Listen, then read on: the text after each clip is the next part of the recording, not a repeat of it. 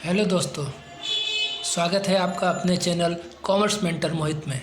आज की इस वीडियो में हम लोग यूजीसी नेट कॉमर्स की इम्पॉर्टेंट टॉपिक सीरीज़ को स्टार्ट करने वाले हैं। इस सीरीज़ का ये पहला वीडियो है। हम लोग इस सीरीज़ में यूनिट वाइज इम्पॉर्टेंट टॉपिक का डिस्कशन करेंगे, थ्योरेटिकल डिस्कशन। इसके बाद में एक अलग सीरीज़ लाऊंगा जिसमें मैं एमसीक्यू वगैरह के बारे में भी बतलाऊंगा।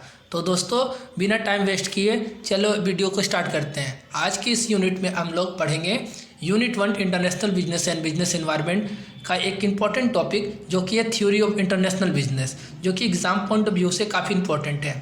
थ्योरीज ऑफ इंटरनेशनल बिजनेस से हर बार 1 से 2 क्वेश्चन बनते हैं ये।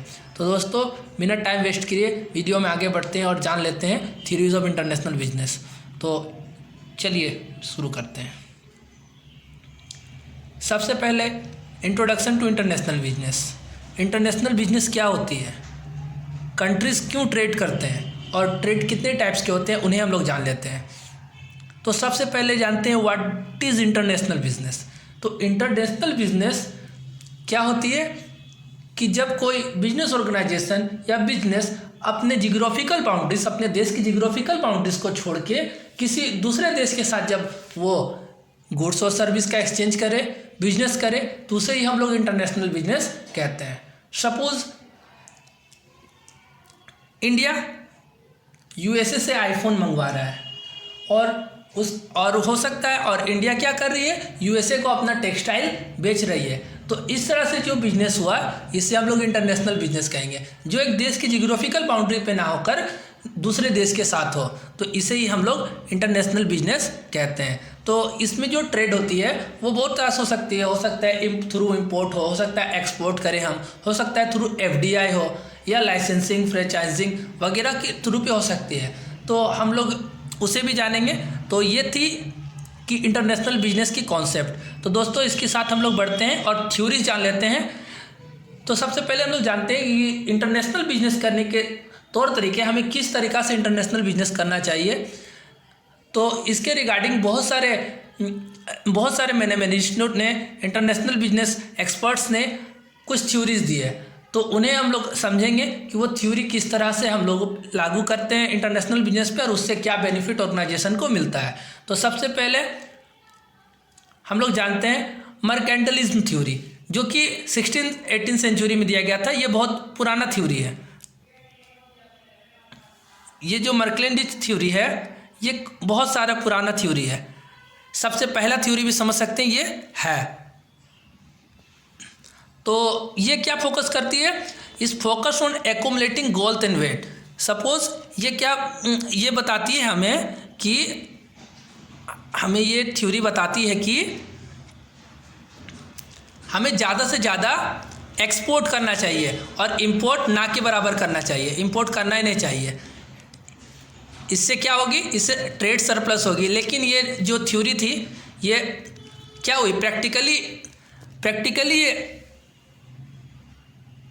एक्सेप्टेबल नहीं थी, क्योंकि ये ट्रेड रेस्ट्रिक्शन लगाते हैं और वॉल्स लगाते हैं। तो ये ट्रेड रेस्ट्रिक्शन लगाते हैं और वॉर लगाते हैं, इसलिए मर्केंटलिज्म थ्योरी ज़्यादा दिन तक नहीं चली। ये मेन फोकस करती है कि हम ज़्यादा से ज़्यादा ट्रेड सरप्लस करें और अपना जो वेल्थ है और गोल्ड है उसे एक्यूमुलेट कर करें, उसे हम अपना इंक्रीज करें। लेकिन ये जनरली प्रैक्टिकली तौर पर एक्सेप्टेबल नहीं है। सपोज हम एक एग्जांपल ले सकते हैं कि मान लीजिए कोई दुकानदार चाहता है कि वो सिर्फ सामान बेचे ही, खरीदे ना। तो क्या ये प्रैक्टिकली पॉसिबल है? जब तक वो खरीदेगा नहीं तो बिक्री किस प्रकार कर पाएगा। तो ये थ्योरी इसलिए ज़्यादा दिन तक नहीं चली। तो ये दोस्तों, ये थी फर्स्ट थ्योरी। मर्केंटलिज्म थ्योरी से भी क्वेश्चन आते हैं, तो ये हमें याद रखना है। ये थ्योरी फोकस करती है एक्यूमुलेटिंग वेल्थ एंड वेल्थ। तो इस थ्योरी के बाद 1776 में एडम स्मिथ ने अपने बुक में एब्सोल्यूट एडवांटेज थ्योरी दी थी। ये थ्योरी क्या बताती है कि हमें एक कंट्री को वही प्रोडक्ट प्रोड्यूस करना चाहिए जो वो सबसे बेस्ट तरीके से कर सकता है, कॉस्ट इफेक्टिवली कर सकता है उसको। सपोज इंडिया में हमें जो टेक्सटाइल है, कपड़े हैं, वो क्या है, हम सस्ते में बना सकते हैं। क्यों? क्योंकि हमारे पास यहाँ इंफ्रास्ट्रक्चर है, हमारे पास यहाँ अवेलेबल रिसोर्सेस है जिससे हम टेक्सटाइल इंडस्ट्री ग्रो कर सकती है। तो हमें क्या है वही बनाना चाहिए। और सपोज ये अमेरिका के क्षेत्र में देखें तो वहाँ उनके पास टेक्नोलॉजी ज़्यादा है, तो वो टेक्नोलॉजिकल चीज़ें ज़्यादा बनाती है। तो ये थ्योरी बताती है कि एक नेशन को ग्रो करने के लिए, इंटरनेशनल बिजनेस में ग्रो करने के लिए उसे वही प्रोडक्ट बनाना चाहिए जिसमें वो बेस्ट है। तो ये थ्योरी एडम स्मिथ ने दी थी 1776 में। तो दोस्तों इसके बाद हम लोग जान लेते हैं एक नेक्स्ट थ्योरी जो कंपैरेटिव एडवांटेज थ्योरी है। इस थ्योरी को किसने दिया था? इस थ्योरी को दिया था डेविड रिकार्डो ने 1817 में। तो हमें ईयर भी याद रखना है और किसने किस थ्योरी को दिया था, ये काफ़ी इंपॉर्टेंट है। मेंस द कॉलम में ये क्वेश्चन पूछे जा सकते हैं। तो डेविड रिकार्डो ने क्या कहा कंपैरेटिव एडवांटेज थ्योरी में? इसने कहा कि even if a country is not the best it should trade based on the opportunity cost.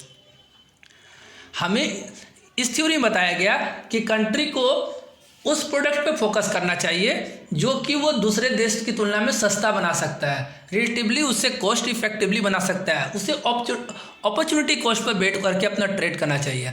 जैसे इंडिया एक्सपोर्ट कर सकता है टेक्सटाइल, यूएसए क्या एक्सपोर्ट कर सकती है टेक्नोलॉजी। तो हम जिस चीज़ में बेस्ट है, जो हमारा कॉस्ट इफेक्टिव कम है, तो ये जो कंपैरेटिव एडवांटेज थ्योरी थी, कुछ लिमिटेशन थी एब्सोल्यूट एडवांटेज थ्योरी में, उसी को देखकर डेविड रिकार्डो ने इस थ्योरी को डेवलप किया था। तो ये थ्योरी, इसके बाद नेक्स्ट थ्योरी जान लें जो कि हेस्टेगर और ओहलिन ने दी थी, इसे फैक्टर एंडोमेंट थ्योरी कहा जाता है। ये काफ़ी इंपॉर्टेंट है। फैक्टर एंडोमेंट थ्योरी को किस नाम से जाना जाता है? तो हेस्टेगर ओहलिन थ्योरी के नाम से जाता है। 1933 में हेस्टेगर और ओहलिन ने इस थ्योरी को दिया था। उन्होंने क्या कहा था कि export good that use abundant resources, import good that use scarce resources. Suppose कि हमारे पास जो रिसोर्सेज ज़्यादा है, सपोज इंडिया के पास जो रिसोर्सेज ज़्यादा है उसे हम एक्सपोर्ट करने की कोशिश करें, और जो रिसोर्सेज कम है हम उसे इंपोर्ट करने की कोशिश करें। जैसे मान लीजिए यहाँ टेक्नोलॉजिकल एडवांसमेंट कम है, तो क्या है टेक्नोलॉजिकल एडवांटेज कम है, लेकिन यहाँ पे आराम से आपको लेबर मिल जाएंगे। यहाँ लेबर इंसेंटिव हमारा देश है, तो हम लोग कैसे वस्तुओं का एक्सपोर्ट करेंगे? जो लेबर इंसेंटिव गुड्स होगी उन्हें करेंगे। लेकिन यूएसए कैसे करेगी? क्योंकि उनके पास टेक्नोलॉजी ज़्यादा है, कैपिटल ज़्यादा है, तो वो कैपिटल इंटेंसिव गुड को एक्सपोर्ट करेगी। तो हमें कैसे गुड्स को इंपोर्ट करना चाहिए, कैसे गुड को एक्सपोर्ट करना चाहिए, इसके बारे में फैक्टर एंडोमेंट थ्योरी में बताया गया था, जो कि 1933 में ओहलिन ने दिया था। इसे हेस्टेगर ओहलिन थ्योरी भी कहा जाता है। इसके बाद 1966 में रेमंड वर्नोन ने एक थ्योरी दी जो थी प्रोडक्ट लाइफ साइकिल थ्योरी।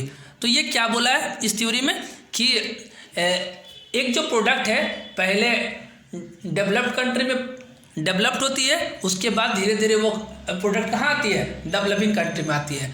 क्योंकि जैसे मान लीजिए कि कोई मोबाइल फ़ोन है, इनिशियली मोबाइल फ़ोन जैसे आईफोन थी वो कहाँ बनती थी? इनिशियली यूएसए में, लेकिन अभी उसका मैन्युफैक्चर कहाँ होता है? इंडिया में भी होता है, कुछ देशों में होता है। तो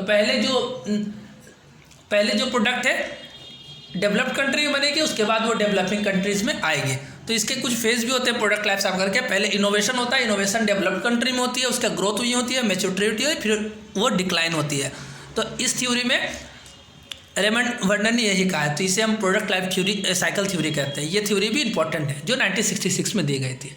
इसके बाद दोस्तों हम लोग जान लेते हैं न्यू थ्योरी, जो कि न्यू ट्रेड थ्योरी है, पॉल क्रूगमैन ने दिया था। ये 1970s-80s में दिया गया था। तो इन्होंने फोकस किया कि जो ट्रेड है वो ना अपॉर्चुनिटी कॉस्ट पे डिपेंड करता है, ना हमारे पास जो ज़्यादा है हमारे पास जो कम है उसका इंपोर्ट एक्सपोर्ट करें, उस पर नहीं डिपेंड करता है। ये इन्होंने बताया कि जो ट्रेड होता है वो इकोनॉमीज ऑफ स्केल पर डिपेंड करता है। जो लार्ज फर्म होते हैं डोमिनेट करती है इंटरनेशनल मार्केट पे। सपोज जो फर्म है एप्पल है, मर्सिडीज़ है, ये लोग क्या करते हैं? ये लोग ग्लोबल मार्केट पे अपना कंट्रोल बनाए हुए हैं, और तो ये क्या करती है? इकोनॉमीज ऑफ स्केल का फ़ायदा उठाती है। तो ट्रेड उसी के बिहाफ पे होता है। सपोज इंडिया की कोई छोटी ब्रांड है और लावा है वगैरह वगैरह कोई कंपनी का स्मार्टफोन है और एप्पल उसके तुलना पे है, तो एप्पल का एक ब्रांड है तो उसका इंटरनेशनल बिजनेस पे ज़्यादा वैल्यू होगा, तो उसे इकोनॉमीज ऑफ स्केल का फ़ायदा मिलेगा। तो इस थ्योरी में क्रूगमैन ने यही कहा था। ये न्यू ट्रेड थ्योरी थी। इसके बाद हम लोग जान लेते हैं ये जो हम लोग पांचों थ्योरी पढ़े हैं, mercantilism theory, absolute advantage theory, comparative advantage theory, Heckscher Ohlin theory, product life cycle theory और न्यूटन थ्योरी। इस पर एक छोटा सा कंपेरिजन समझ लेते हैं। देखिए मर्केंडलिज्म थ्योरी में क्या कहा गया कि एक्सपोर्ट मोर इम्पोर्ट लेस, मतलब हमें ज़्यादा से ज़्यादा एक्सपोर्ट करना चाहिए, इम्पोर्ट लेस करना चाहिए। एब्सोल्यूट एडवांटेज में क्या किया, कहा गया कि हमें वैसे गुड्स को बनाना चाहिए जो ज़्यादा से ज़्यादा क्या हो, हम बेस्ट बना सकते हैं।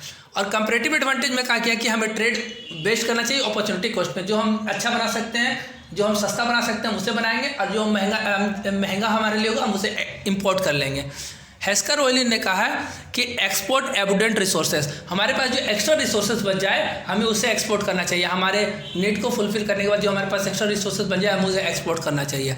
प्रोडक्ट लाइफ साइकिल में कहा गया कि जो प्रोडक्शन है वो ग्लोबली शिफ्ट होती है, पहले डेवलप्ड कंट्री में होती है फिर वो डेवलपिंग कंट्रीज में जाती है। और न्यू ट्रेड थ्योरी में कहा गया कि जो लार्ज फर्म होती है वही मार्केट को डोमिनेट करती है। लार्ज फर्म मीन्स जो ब्रांड होती है वही इसको, ब्रांड जो होती है वही मार्केट को डोमिनेट करती है। तो दोस्तों ये थी इंटरनेशनल बिजनेस की थ्योरीज। तो हम लोग समझ लेते हैं, आप लोगों के लिए एक होमवर्क क्वेश्चन है, एमसीक्यू और एक्सपेक्टेड क्वेश्चन, ये एग्जाम में पूछे भी गए हैं, तो आप इस तीनों क्वेश्चन का आंसर कमेंट पे कर सकते हैं। तो देखिए पहला क्वेश्चन क्या है कि who propose the absolute advantage theory, पहला क्वेश्चन। दूसरा क्वेश्चन है what does the Heckscher Ohlin theory focus on, और तीसरा क्वेश्चन है which theory explain economies of scale in trade. आपको तीनों क्वेश्चन का आंसर वीडियो के कमेंट बॉक्स पे करना है। आंसर आपको कुछ नहीं करना है, Q1 लिखना है उसके बाद आंसर बता देना है, Q2 लिखना है उसके बाद आंसर लिख देना है, और Q3 लिखना है उसके बाद आंसर लिख देना है। ये तीनों क्वेश्चन का आंसर आपके लिए होमवर्क क्वेश्चन रहा। तो दोस्तों ये वीडियो कैसी लगी, वीडियो अगर हेल्पफुल लगी हो तो चैनल को सब्सक्राइब करें। ऐसे ही और कंटेंट यूजीसी नेट कॉमर्स के लिए आपको चाहिए तो इस चैनल से जुड़े रहें। वीडियो को लाइक शेयर कमेंट करें। इस वीडियो में इतना ही, मिलते हैं नेक्स्ट वीडियो में। और नेक्स्ट वीडियो में हम लोग करेंगे modes of entry in international business, जो कि हमारा नेक्स्ट इंपॉर्टेंट टॉपिक है। और ये टॉपिक हम लोग जो कर रहे हैं वो जून 25 के लिए काफ़ी इंपॉर्टेंट है। तो दोस्तों वीडियो को मिस ना करें, चैनल के साथ जुड़े रहें। तब तक के लिए दोस्तों टेक केयर, धन्यवाद।